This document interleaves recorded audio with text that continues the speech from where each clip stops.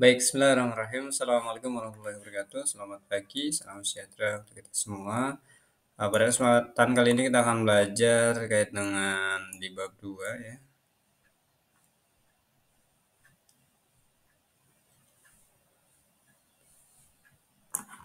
tentang permasalahan dan sistem ekonomi ya. Ketika ada permasalahan ya tentunya dalam hidup ini ya tidak jauh dari itu. Hidup itu ketika ada tindakan yang kita lakukan pasti ada masalah yang harus kita hadapi. Itu. Oke ya, di sini juga kita langsung bahas saja masalah pokok ekonomi yang dihadapi masyarakat. Oke, kira-kira apa namanya masalah ekonomi yang dihadapi masyarakat tuh kira-kira apa? Oke, apa kira-kira teman-teman? Di sini apa yang akan diproduksi kan gitu.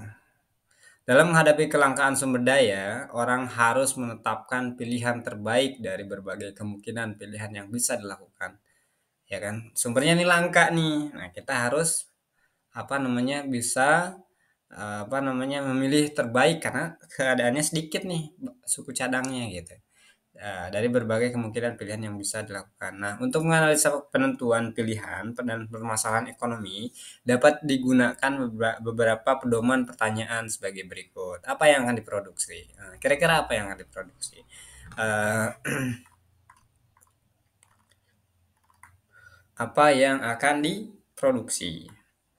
Berarti apa yang akan diproduksi? Jadi pertanyaan apa yang akan diproduksi ini atau what ini dalam ekonomi mengacu pada keputusan mengenai jenis barang dan jenis apa dan jasa apa yang akan dihasilkan serta berapa banyak ya jumlah yang harus diproduksi. Ini melibatkan pemilihan penggunaan sumber daya yang terbatas untuk produksi barang atau jasa yang paling dibutuhkan atau diinginkan. Contohnya apa coba?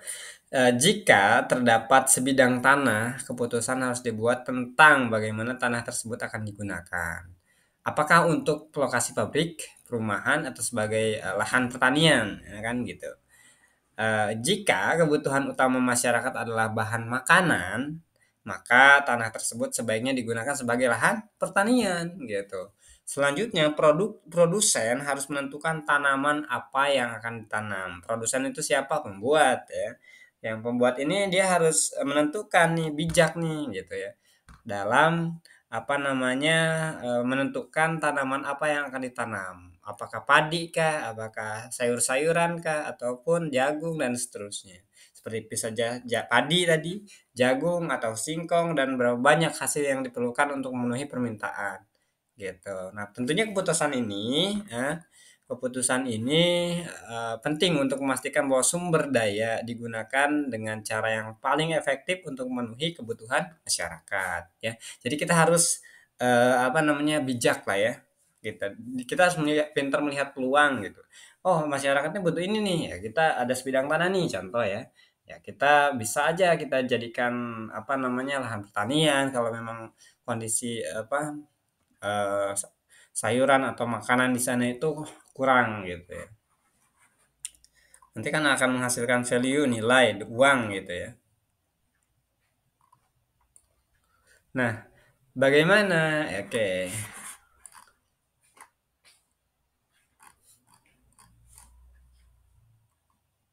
Nah, kalau apa namanya how bagaimana? Tentunya pertanyaan bagaimana ini atau how ini dalam ekonomi berkaitan dengan cara memproduksi barang atau jasa secara efisien agar hasil yang diperoleh lebih baik daripada biaya yang dikeluarkan. Jadi biayanya oke sesuai, tapi hasilnya lebih oke gitu ya. Untuk memecahkan masalah ekonomi, pertanyaan ini harus dijawab dengan mempertimbangkan beberapa faktor utama. Nah ya. Apa saja sih itu gitu ya? Pertama ada pilihan kombinasi sumber daya. Kita harus kombinasi sumber daya. Kita harus memilih kombinasi yang tepat antara sumber daya alam, manusia, dan modal untuk produksi. Kita harus memilih tuh. Nah, berapa orang nih kira-kira untuk produksi ini? Terus lagi sumber daya alamnya ada nggak nih kira-kira? Kita misal nih bikin ban nih, pohon karetnya masih banyak nggak tuh? Kalau cuma ada satu mah gimana ceritanya kan gitu. Terus lagi sumber daya alamnya kan banyak tuh yang biasa dimanfaatkan. Apa namanya, manusianya tadi ya, SDM-nya gimana nih, keunggulannya harus seperti apa, dia harus bisa apa aja gitu ya. Kalau apa namanya memproduksi barang atau untuk apa namanya apa pengambilan karet misalnya, kita butuh manusia untuk apa aja misalnya. Misalnya untuk mengambil apa namanya karet-karet itu ya, karet mentahnya gitu ya, mengolah karet mentahnya gitu ya. Lalu setelah mengolahnya jadikan ban kan gitu. Dan modal untuk produksi berapa biaya yang diproduksi untuk satu ban itu kira-kira. Begitu kan gitu kan. Nah, itu harus dihitung gitu. Dikombinasikan sumber dayanya. Nah, terus lagi apa? Di sini ada perencanaan proses produksi. Nah, jadi apa teman-teman merancang proses produksi untuk memaksimalkan keuntungan dengan biaya biaya tertentu. Nah, misalnya biayanya sekian juta. Nah, itu akan menghasilkan apa namanya keuntungan dengan sekian juta gitu atau dengan lebih dari itulah masa iya segitu gitu. Kita harus merancang tuh proses produksinya untuk memaksimalkan keuntungan. Kalau nggak dirancang produksinya gimana? Saya mah nggak tahu, nggak punya data gimana ceritanya HPP-nya gimana cara ngitung apa namanya HPP-nya itu ya, harga pokok produksi gitu ya. Jadi kita harus tahu tuh, kita harus paham itu gitu. Nah, kalau kalau nggak apa nama dirancang proses produksinya gimana? Ya hancur, bubar. Makanya itu manajemen itu butuh apa untuk itu gitu, untuk merancang. Misalnya gini, pengen bikin satu ban itu ya. Biaya bannya itu berapa? Misalnya SDM-nya. Kita hitung dulu SDM-nya. SDM-nya itu yang buat dari pengambilan ya, pengambilan karet mentahnya ya, satu orang aja ya. Ngambil karet mentah, terus lagi satu orangnya itu apa menggilingnya kan atau enggak mengolahnya memanaskan atau apalah bahasanya digiling dulu kan atau enggak memilahnya atau membersihkan lah ya udah dua orang tiga orangnya dia memproduksi itu dipanaskan gitu ya digiling gitu ya nah setelah itu masuk ke rancangan keempat orangnya nih apa itu mencetaknya. Pencetakannya ting ting ting gitu setelah pencetakan empat orang kelimanya quality controlnya nah itu berapa orang tuh kali ya dia satu orang gajinya itu berapa duit tuh per bulan oke lah 2 juta lah anggap ya 2 juta itu kecil ya ya anggap aja gitu contohnya nah kan nah itu satu barang itu harus dibagi tuh semuanya nih nah satu bulan tuh mereka harus bisa menghasilkan berapa barang tuh nanti dibagi tuh itu kan contohnya teman-teman nah untuk produksinya nah tadi kan dari SDM-nya tuh nah sekarang produksinya nih harga karet nih berapa nih misal harga karetnya Rp2.000 dari pengepul dari si apa namanya dari si pohonnya gitu ya nah atau kita beli karetnya mentah 1 kilonya misal ya 1 kilonya itu 20.000 nah kebutuhan kita untuk membuat ban itu sekitar 10 kilo kali ya berat gak sih itu ban itu kalau ban motor itu ringan sih ya nah, sekitar sekilo lah ya 1 kilo nah 1 kilo itu kan tadi 20.000 anggap aja gitu kira-kira ya contohnya 20.000 dikali apa namanya tadi biaya SDM tuh manusianya gitu yang ngolahnya sampai jadi itu kira-kira berapa itu harus dirinci tuh. Nah, nanti akan keluar hasil dibagi-bagi dan akan menghasilkan nilai harga satu bannya gitu. Gitu ya. Untuk apa? Fungsinya adalah tujuannya adalah untuk memaksimalkan keuntungan, teman-teman. Nah, pengen untung kan? Mendapatkan keuntungan dengan maksimal gitu ya. Dengan biaya tertentu ya merencanakan prosesnya gitu terus lagi di sini ada penentuan teknologi yang digunakan untuk memilih antara penggunaan tenaga kerja yang lebih banyak padat karya atau penggunaan teknologi canggih dan peralatan modern padat modal gitu ya kalau padat karya itu tadi tenaga kerja manusia tapi kalau teknologi itu tenaga padat modal gitu ya padat karya padat modal itu kita penuh nih modal terus duit nih kenapa padat modal modal untuk beli mesinnya gitu ya bisa nih kalau di Astra itu kan pembuatan mobil itu udah pakai robot tuh ya ada yang ngelas tret tret tret otomatis semua gitu nah tentu padat karya ini ya kita bahas dulu.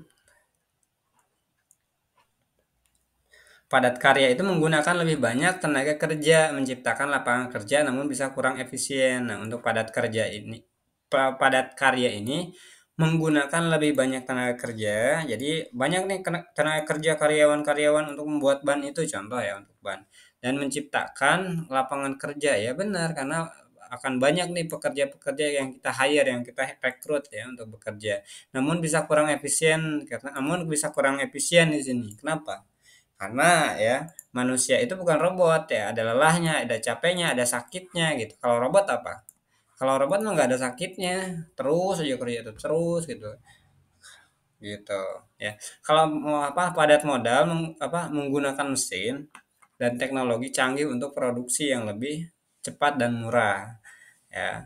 Kerjanya cepat namanya mesin gitu ya. Dan itu ada waktunya. Kalau manusia kan kalau lagi males ya ya gimana gitu ya. Terus lagi kalau lagi sakit ya nggak bisa kerja dengan maksimal gitu.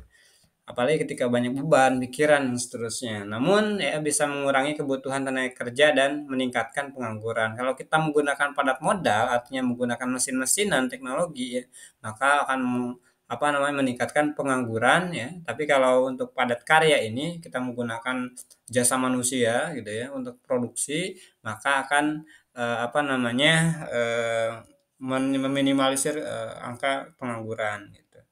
Namun memang ada plus minusnya ya. Tentunya kalau dari padat modal itu tadi menggunakan mesin secara banyak gitu ya, tentu harganya mahal gitu.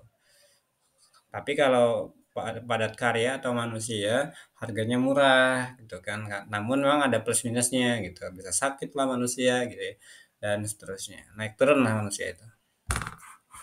Pertimbangan faktor-faktor eksternal seperti harga ekonomi ya. Di sini mempertimbangkan faktor eksternal. Memperhatikan faktor eksternal seperti harga pasar. Kita harus memperhatikan tuh harga pasar ya. Tuh di harga pasar nih ban itu harganya murah nih sekian gitu ya.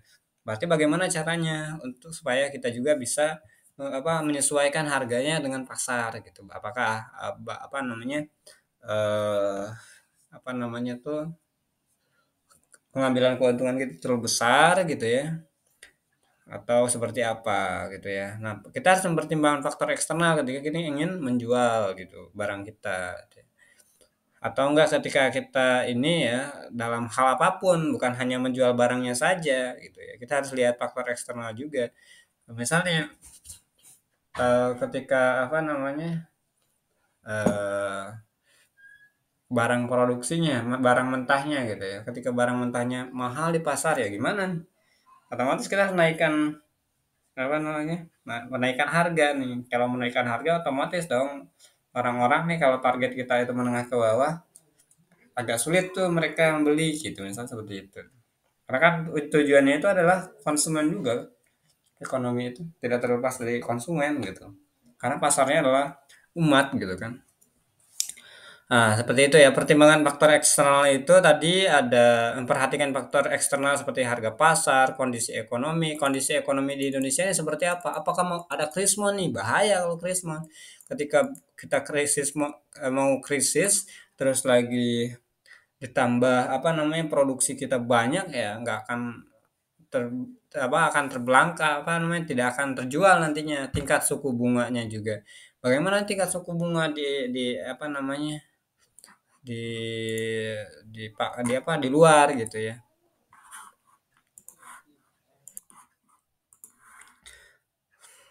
Kondisi ekonominya bagaimana keadaan ekonomi Indonesia nih, tingkat suku bunganya gimana, inflasinya gimana, biaya produksi dan kurs valuta aslinya bagaimana pula gitu ya. Nah, begitu kira-kira teman-teman. Di sini ada untuk siapa. Nah, ini barang-barangnya untuk siapa. Kalau tadi kan ini bagaimana ya proses ya. Kalau bagaimana itu kita bahas adalah prosesnya gitu ya. Prosesnya mau menggunakan manusia atau menggunakan mesin nih gini kan. Nih gitu. Terus lagi terakhir di sini ada untuk siapa gitu ya. Untuk siapa gitu kan. Nah, untuk siapa? Nah, jadi untuk siapa ini atau form ya dalam ekonomi mengacu pada keputusan mengenai siapa yang akan menerima barang dan jasa yang dihasilkan. Targetnya lah teman-teman ya. Targetnya siapa sih gitu ya? Atau siapa nih yang akan menerima barang dan jasa yang dihasilkan? Ini melibatkan penentuan target konsumen atau pasar yang akan dilayani. Targetnya siapa nih? Kita bikin produksi nih. produksi apa namanya kolang-kaling ya. Targetnya siapa? Berarti kalau kolang-kaling ya anak-anak juga masuk, terus pagi apa ibu-ibu juga masuk. Tapi kalau kita bikin jajanan bakso, oke semua masuk ya, anak-anak, ibu-ibu gitu ya masuk ya. Tapi kalau jajanan anak kecil, misal apa nih? Apa ya anak-anak kecil gitu ya? Apa ya makanan anak-anak kecil tuh? Ya permen-permen yang gulali-gulalian buat anak-anak itu ya. Nah, itu targetnya siapa? Anak kecil gitu ya. Nah, ini target apa namanya? Siapa yang akan menerima atau apa namanya? Target konsumen atau pasar yang akan dilayani? Apakah untuk masyarakat dalam negeri atau luar negeri? Bisa aja seperti itu. Serta bagaimana barang dan jasa tersebut akan didistribusikan kepada konsumen. Bagaimana barang dan jasa tersebut akan didistribusikan kepada konsumen ya. Nah, di sini ada ini nih. Siapa yang akan menggunakan hasil produksi di atas? Jawabannya untuk jawaban pertanyaan from home. Ini apa nih? Ini zaman lama ini.